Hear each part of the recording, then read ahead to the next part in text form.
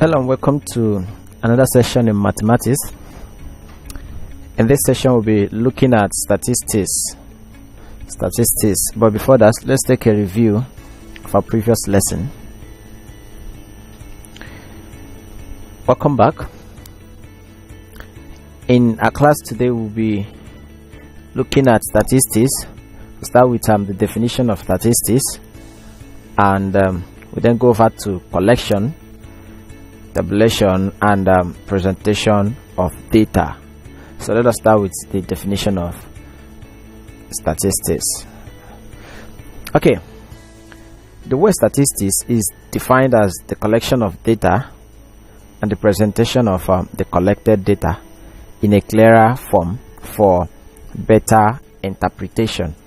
Okay, collection of what? Data, then presentation of the collected data in a clearer form for better interpretation. So say that statistics is a process because it involves what? Collection first, presentation secondly.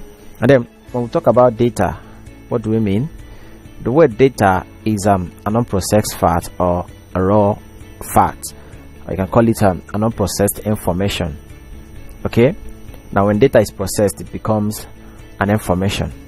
So there are basically two possible ways of presenting the collected data, and we call them tabular presentation and then graphical presentation.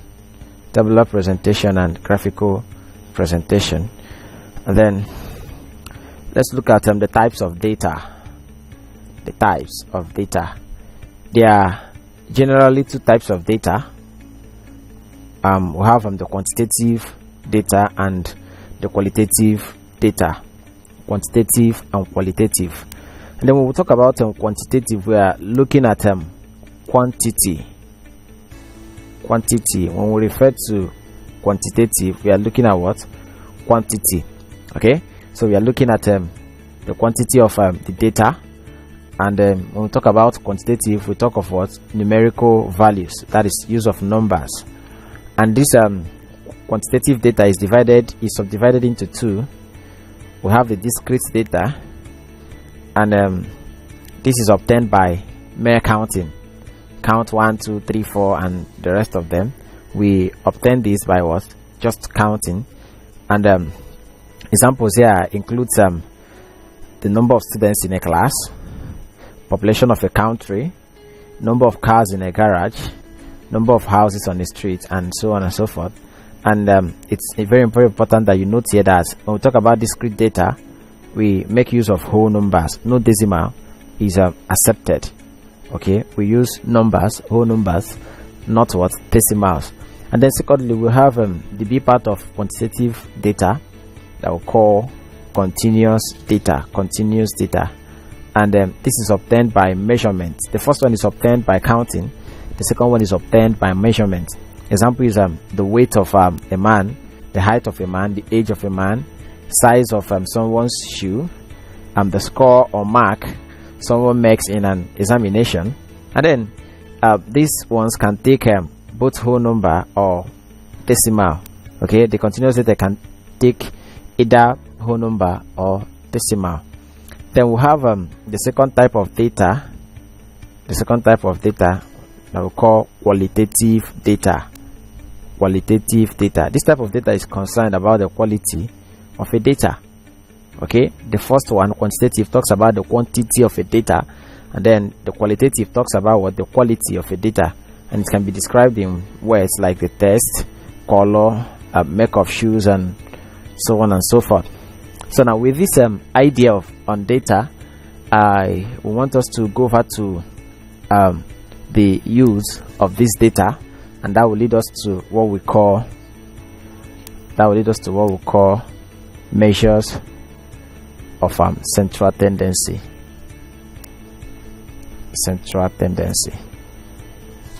Okay, now the measures of central tendency includes what we call mean, mode, and then median. The central tendency we have includes mean, mode, and median. Okay, so in this lesson, let us start with mean. Okay, the mean is the arithmetic average of the values of the given data. The arithmetic what? Average value. Mark the word average value of the given data. Okay, that's mean. So for instance, if we are given numbers like 2, 3, 5, 6 and 7, and we are asked to find the mean, all we need to do here is to sum these numbers up and then divide it by the number of items. Okay, so summing them up, we have 2 plus 3 plus 5 plus 6 plus 7 divided by how many are they? 1, 2, 3, 4, 5 divided by 5. Is that correct? 2 plus 3 is 5, 5 plus 5 is 10, 10 plus 6 is 16, and then 16 plus 7 will give us 20. So we have 23 over 5, and then 23 divided by 5 will give us 4.6. This is the mean of what? These figures. Okay, secondly, if we are given let's say 1, 2, 0, 5, 8, 0, 9, 3, 5, 2, for us to find the mean of this, what do we need to do? I told us that we'll add the numbers and then divide it by the number of items. So we have 1 plus 2 plus 0 plus 5 plus 8 plus 0 plus 9 plus 3 plus 5 plus 2 all over how many are they? 1, 2, 3, 4, 5, 6, 7, 8, 9, 10. So divided by 10. Okay, when we add it up, what do we have? 1 plus 2 is 3, 3 plus 0 is 3, 3 plus 8, 3 plus 5 is 8, 8 plus 8 is 16, 16 plus 9 will give us 25, 25 plus 3 is 28, plus 5, 33, plus 2, 35. So we have 35 over 10, which will give us 3.5. Okay, do we now understand? So let us go to mode. When we talk of mode is the number with the highest frequency occurrence. The highest frequency occurrence, the number that occur the highest when a set of numbers are given to you. Okay, so any number that occurs the highest is what we call the modal mark. For instance, if we are given the number 7, 3, 5, 11, 8, 8, 15, 8, 7, for us to find the modal mark. Now look at this, we have 7 to appear twice. 7 appeared how many times? 2 times. We have 3 appeared how many times? Once. We have 5 appeared how many times? Once. We have 11. How many times did 11 appear? Once. Then we have 8. How many times did 8 appear? 1, 2, 3. 3 times. We have 15. How many times did 15 appear? Just once. Now looking at this now, which number appeared highest? It's what? It's 8. 8 appeared 3 times. Okay, so 8 is what? The modal mark. We call it what? The modal mark, or we call it the mode. Okay, do you understand? Okay, assuming we are given another example, let's say 2, 0, 3, 0, 4, 0, and we are asked to find the modal mark. The modal mark is 0 because 0 appeared 3 times and every other number here appeared once, so 0 is what? The modal mark. Okay, I told us that the mode is the number with the highest what? Occurrence. Okay, let us now go over to the median. The median is the middle number. The middle number, if arranged in ascending or descending order, we call it the middle middle number, whether arranged in ascending order or descending order. Okay, so whenever numbers are given to you, you arrange it either in ascending order or descending order, and then you now take the middle term, the middle number. The middle number is what? Is the median.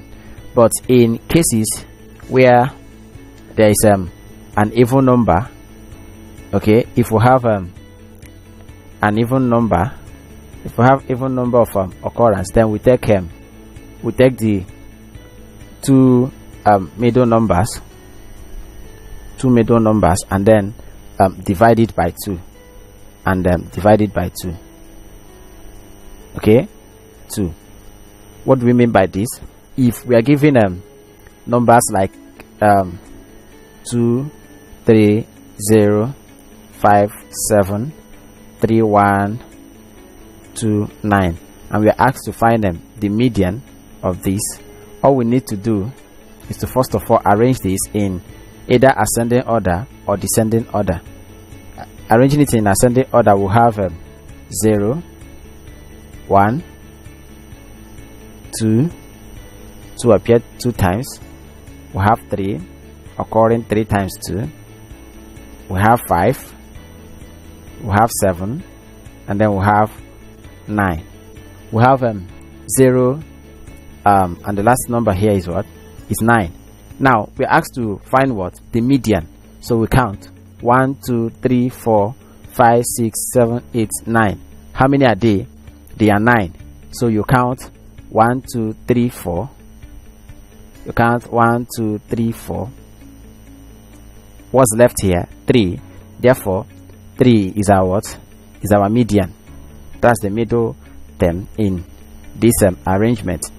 If you still arrange this number in descending form, you then have 9, 7, 5, 3, 3, 2, 2, 1, 0. Still count 4 here. Count 4 here. Our answer still remains 3. Okay, do we understand? Now let us take the B part of the definition of median, that told us if we have an even number of occurrence, we should take the 2 middle terms and then divide it by 2. Okay, let's assume we have 8, 2, 5, 2, 7, 5, 8, 10. Let's arrange in ascending order. If we arrange it in ascending order, we have 2, 2, we have 5, 5, we have 7, we have 8, 8, and then we have 10. How many are there? 1, 2, 3, 4, 5, 6, 7, 8. Okay, so we pick 3 here. Pick 3 here. How many is left? 2. So we have 5 plus 7 divided by what? 2. Do we understand now? 5 plus 7 will give us what? 12. All over what? 2, which is equal to 6. So 6 is what? The median. Okay. To refresh our memory on what we've done so far, kindly provide the answer to the questions on the screen. Welcome back. So far we've been able to define statistics.